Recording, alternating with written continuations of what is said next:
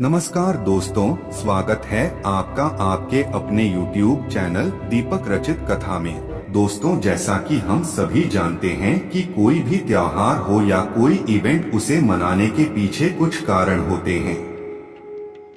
जैसे दिवाली और दशहरा का त्योहार हम इसलिए मनाते हैं क्योंकि इस दिन भगवान राम वन से वापस अयोध्या वापस आए थे। इसी प्रकार धनतेरस का भी अपना महत्व है। ऐसे में हम आपको बता दें कि आखिर धनतेरस का क्या महत्व है और इसे क्यों मनाया जाता है। दोस्तों, पौराणिक कथा के अनुसार धनतेरस का संबंध समुद्र मंथन से है, क्योंकि समुद्र मंथन से कार्तिक माह के कृष्ण पक्ष की त्रयोदशी के दिन भगवान धनबल तरी अपने हाथों में अमृत कलश लेकर प्रकट हुए थे।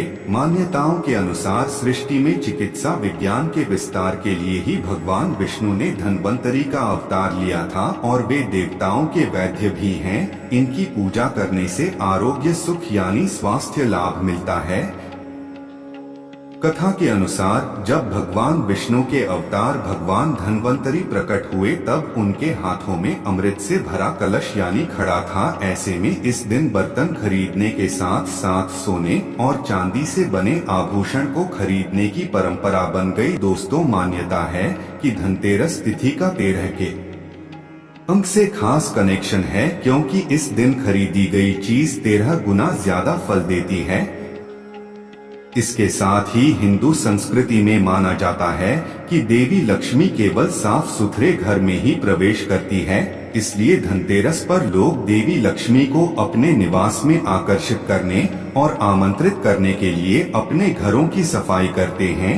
लोग रात में भगवान यमराज की भी पूजा करते हैं और उनका आशीर्वाद पाने के लिए दीप जलाकर प्रार्थना करते हैं। दोस्तों, किसी भी त्योहार को मानने से पहले उसके मुहूर्त, पूजा विधि और समय का ज्ञान होना अति आवश्यक है। साथ ही अगर वह धनत्रयोदशी जैसा त्योहार है तो खरीदारी के मूल को भी जानना जरूरी है। आप में से बहुत सारे लोग इस बात को लेकर कंफ्यूजन में होंगे, धनतेरस 2020 में कब है, अर्थात धनतेरस 10 नवंबर 2020 को है या फिर 11 नवंबर 2020 को है। ऐसे में हम आपको बता दें कि हर बार की तरह इस साल भी धनतेरस कार्तिक मास के कृष्ण में पक्ष की त्रयोदशी तिथि को है। इस प्रकार इस साल धनतेरस 10 नवंबर की दोपहर 12:35 से शुरू होगा और 11 नवंबर की दोपहर 1:57 पर समाप्त होगा। पूजा का शुभ मुहूर्त शाम 6:02 से लेकर रात 8 बजे तक करीब 1 घंटे 58 मिनट तक रहेगा। दोस्तों, त्योहार के मौके पर बहुत सारी चीजें ऐसी होती है जिसे करना चाहिए, लेकिन बहुत सारी ऐसी भी चीजें हैं जो करना शास्त्रों में वर्जित है, बताया गया है, अर्थात करने की इजाजत नहीं है, वरना उसका भी नुकसान होता है। ऐसे में हम आपको बता दें कि हमें धनत्रयोदशी अर्थात धनतेरस पर क्या खरीदना चाहिए और क्या नहीं खरीदना चाहिए। तो सबसे पहले जानते हैं कि धनतेरस के दिन कौन सी चीजें हमें भूलकर भी नहीं खरीदनी चाहिए। दोस्तों, धनतेरस का मतलब यह नहीं है कि आप इस दिन सभी चीजों की खरीदारी कर सकते हैं, बल्कि कई ऐसी चीजें होती हैं जिन्हें अशुभ माना जाता है। धनतेरस के दिन चीनी मिट्टी के शोपीस और लोहे के सामान को नहीं खरीदनी चाहिए, क्योंकि लोहे को शनिदेव का कारक माना जाता है, जो अशुभ है। दिवाली से 2 दिन पहले एल्यूमिनियम के बर्तन, सामान या नुकीली और धारदार चीज है जैसे चाकू, कैंची, बीच हुई या कोई धारदार सामान खरीदने से बचना चाहिए। दोस्तों, चलिए तांबे के सामान के साथ साथ बटन को खरीद सकते हैं, क्योंकि ये चीजें आपके घर में आरोग्यता और समृद्धि लेकर आती है। साथ ही इस दिन झाड़ू खरीदना भी शुभ माना जाता है, क्योंकि झाड़ू को मां लक्ष्मी का प्रतीक माना जाता है और नई झाड़ू को लाने से लक्ष्मी का आगमन होता है। दोस्तों, पान के पत्ते मां लक्ष्मी को विशेष रूप से प्रिय माने जाते हैं, इसलिए धनतेरस के दिन पान के 5 पत्ते जरूर खरीद कर लाएं। पान के पत्ते लेकर मां लक्ष्मी को चढ़ाएं। दोस्तों, साथ ही धनतेरस पर धनिया या फिर धनतेरस के बीज खरीदकर जरूर लानी चाहिए। माँ लक्ष्मी को धनिया अर्पित करें और थोड़ा सा धनिया अपने धन के स्थान पर भी छिड़क दें। ऐसा करने से माँ लक्ष्मी की कृपा हम सभी को सदैव के लिए प्राप्त होगी। धनिये को खुशहाली का प्रतीक भी माना जाता है। ध्यान रखें कि इस धनिये का प्रयोग खाने में नहीं करना चाहिए। धनतेरस के दिन लक्ष्मी चरण घर में लाना बहुत शुभ माना जाता है।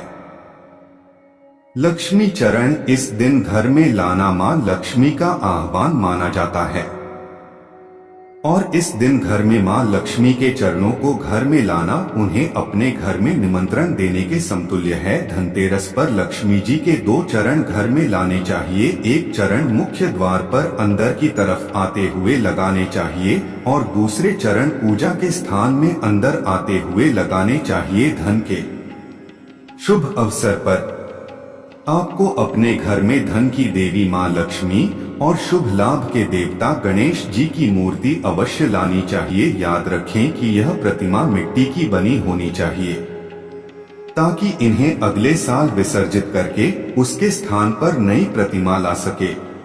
धनतेरस पर झाड़ू घर में लाना बहुत ही शुभ माना जाता है। झाड़ू को मां लक्ष्मी का प्रतीक माना गया है, इसलिए इस दिन झाड़ू घर में जरूर लानी चाहिए। जिस प्रकार झाड़ू हमारे घर को साफ करती है, उसी प्रकार से मां लक्ष्मी पर नए चावल की फसल तैयार हो जाती है और इसी धान से खीर तैयार की जाती है। इसलिए धनतेरस के दिन खीर बताशे अपने घर में जरूर लाने चाहिए। ध्यान रखें कि हमेशा नए खीर बताशे ही हमेशा लाने चाहिए। पुराने रखें खीर बताशे नहीं चढ़ानी चाहिए। नए बताशे धनतेरस पर में लाने से पूरे साल आपके घर में धन और धान्य की कमी नहीं होती। दोस्तों, धनतेरस के दिन आपको सबसे पहले सुबह उठकर घर की सफाई करनी चाहिए और घर से ऐसी चीजों को हटा देना चाहिए जिनका आप इस्तेमाल नहीं कर रही हैं, यानी आप अपने घर की कमांड वस्तु या फिर जिन गैर जरूरी चीजों का इस्तेमाल नहीं कर रहे हैं, उन्हें घर से बाहर कर दें। आपको इस दिन अपने घर की सजावट फूलों से करना चाहिए और घर पर चांदी लाना चाहिए। इसके साथ ही माता लक्ष्मी की पूजा करते हुए उन्हें कमल पुष्प अर्पित करना चाहिए। यह कार्य शुभ माना जाता है।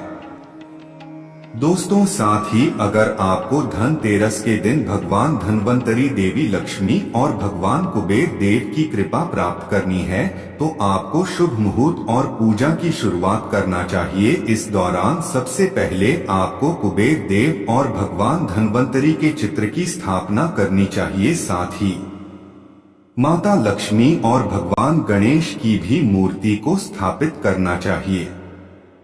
फिर सभी देवी देवताओं को तिलक लगाएं, कुछ फल मिठाई आदि अर्पित करें और दीपक जलाएं।